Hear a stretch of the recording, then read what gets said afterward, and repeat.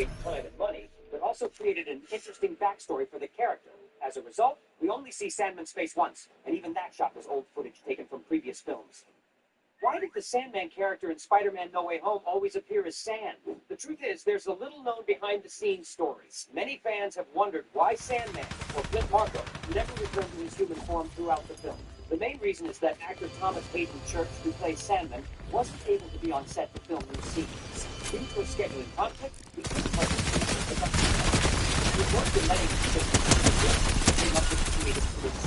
They reused old footage of Thomas Hayden Church from previous Spider-Man movies and integrated it into No Way Home using visual effects. This not only saved time and money, but also created an interesting backstory for the character. As a result, you only see Sandman's face once, and even that shot was old footage taken from previous films. Why did the Sandman character in Spider-Man No Way Home always appear as sand? The truth is, there's a little-known behind-the-scenes stories. Many fans have wondered why Sandman, or Flint Marko, never returned to his human form throughout the film. The main reason is that actor Thomas Hayden Church, who plays Sandman, wasn't able to be on the scenes. Due to a scheduling conflict, he couldn't participate in the production process. To avoid delaying the film, we see some shock in the back, but somehow he survived.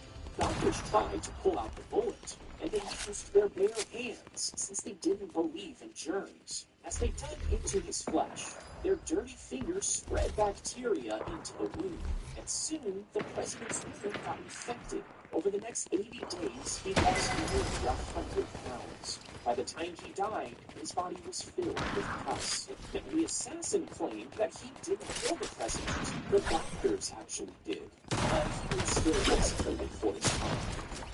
The assassin tried to recover, but somehow he survived. Doctors tried to pull out the bullet, but they used their bare hands since they didn't believe in germs. As they dug into his flesh, their dirty fingers spread bacteria into the wound. Soon, the president's liver got infected. Over the next 80 days, he lost nearly 100 pounds. By the time he died, the assassin claimed that he didn't kill the president. The doctors actually did. He still executed for his crime.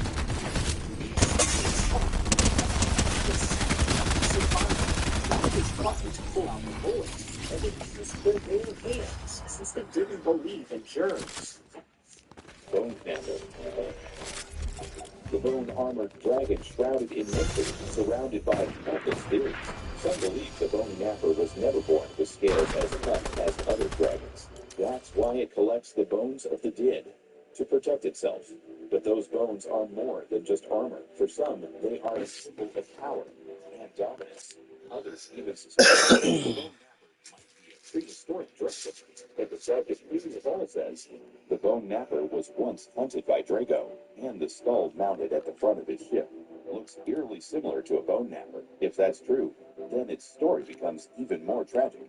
From a mysterious dragon shielding itself with bones, to a creature turned into a symbol of strength by the very humans who hated it. Bone Snapper.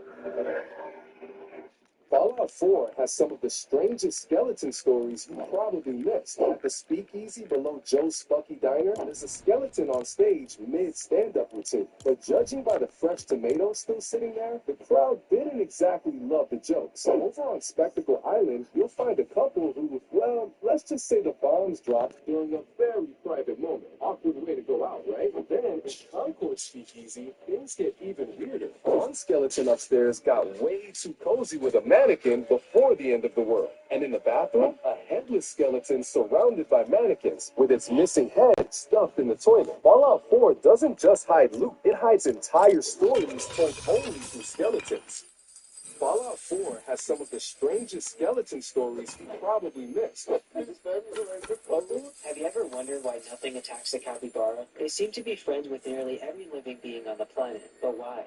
First off, capybaras are naturally calm and very social creatures. They don't care if you go near it or bother them. They're also herbivores, so there's no need to attack other animals and are basically friends with everything. Known to hang out around caimans without getting attacked and also riding on top of them. Or even extremely vicious animals like jaguars and pumas are seen chilling with them as well. But still, why don't these deadly animals attack it? Well, in reality, you can lie to it. Because most of these clips you've seen of them chilling around these predators is simply because they're already full, or just too lazy to hunt them at that moment, meaning capybaras aren't always seen as friends.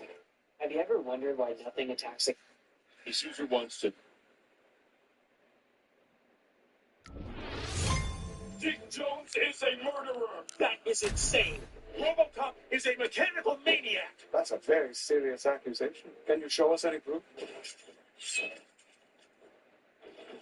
What is happening? Why does this not fit? Well, I think Chester from IT could help. Chester!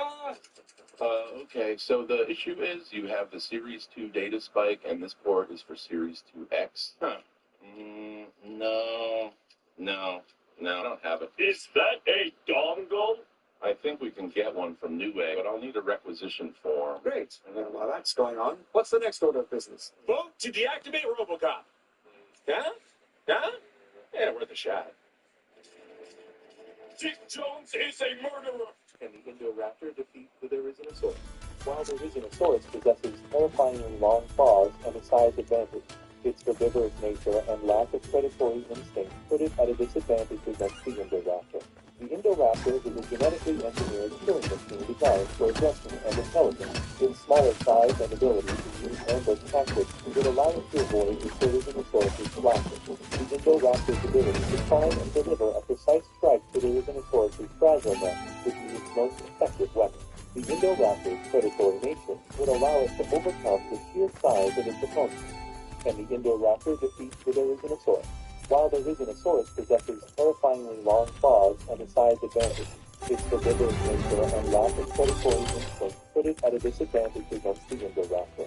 The Indoraptor is a genetically engineered killing machine designed for aggression and intelligence. Its smaller size and ability to use ambush tactics would allow it to avoid the Therizinosaurus' flashes.